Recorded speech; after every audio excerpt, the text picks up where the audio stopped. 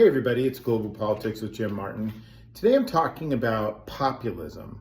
Populism is usually kind of hard to define. A lot of people disagree on what it is, but basically the idea is it's a political movement that reflects the will of the people rather than a platform or an ideology of some kind. Now, in many cases, these tend to be centered around a particular person. It's important to note that there are no perfectly pure examples of this. There aren't any archetypes of populism. All the people that have been called populists have some kind of leanings one way or another. Some famous populists really span the gamut. Javier Milei in Argentina is known as a populist, yet he kind of has a libertarian sort of free market vibe to him. Donald Trump has been called a populist at times. He has sort of an authoritarian bent to him. Other populists throughout history, people like Idi Amin, Hugo Chavez in Venezuela.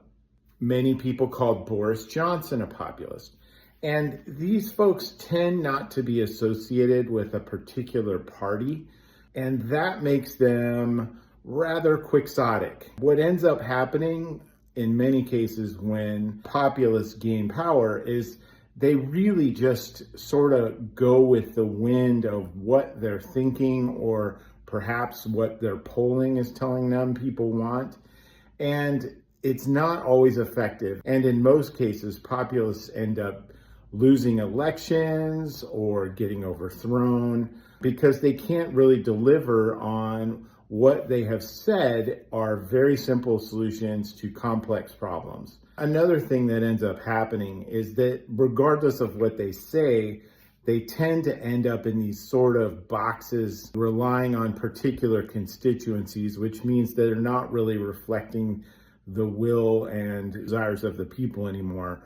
They're reflecting some constituencies. That's a quick word on populism, and I look forward to talking again on the next one. Thanks.